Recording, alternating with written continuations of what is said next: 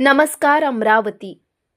दर्यापूर मतदारसंघातील अचलपूर तालुक्यातील असदपूर शहापूर गावात असलेल्या चंद्रभागा लघु बॅरेज प्रकल्पाच्या पुनर्वसन कामात मोठ्या प्रमाणावर भ्रष्टाचार झाल्याचा आरोप करत उबाठा शिवसेनेने आक्रमक आंदोलन छेडले आहे। अमरावती जिल्हा प्रमुख नरेंद्र पडोळे यांनी थेट पाण्याच्या टाकीवर चढून प्रशासनाचा निषेध केला। निकृष्ट दर्जाची घरे, रस्ते आणि पाणी पुरवठ्यामुळे ग्रामस्थांना मोठ्या अडचणींचा सामना करावा लागत असल्याचा आरोप आंदोलनकर्त्यांनी केला आहे।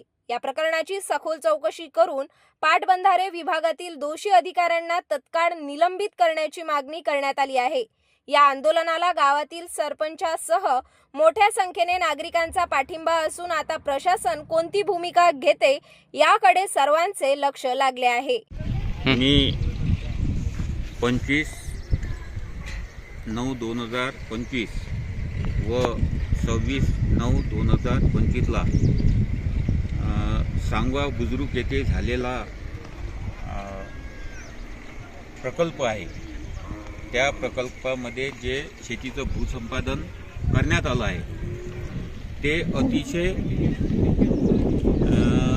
म्हणजे असं करा की ते भूसंपादन करत असताना नदीकाठची शेती सोडून देण्यात गेली आणि वरची शेती घेण्यात आली आणि घरांचं पुनर्वसन करत असताना नदीकाठचे घरं सोडून देण्यात आले, वरची घरं घेण्यात आली।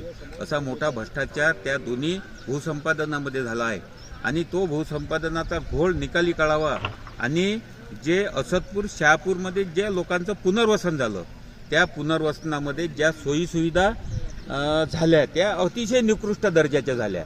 त्यामध्ये शाळा खोल्या असतील, बांधकामं, विविध तऱ्हेचे बांधकामं, रस्त्याचं बांधकाम आहे, नालीचं बांधकाम आहे, अंगणवाड्या, विविध तऱ्हेचं सगळं निकृष्ट काम झालं।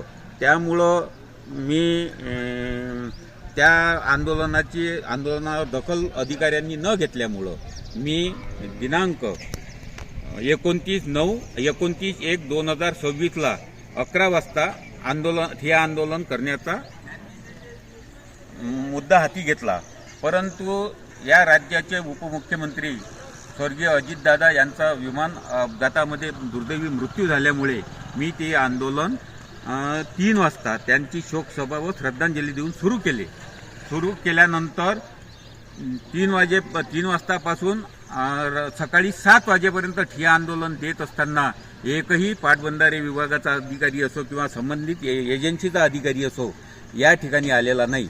त्यामुळं मी आज याच पुनर्वसनामध्ये निकृष्ट दर्जाची बांधलेली टाकी त्या टाकीवर चढलेलो आहे आणि जोपर्यंत मला न्याय मिळणार नाही तोपर्यंत मी या टाकीवरून उतरणार नाही।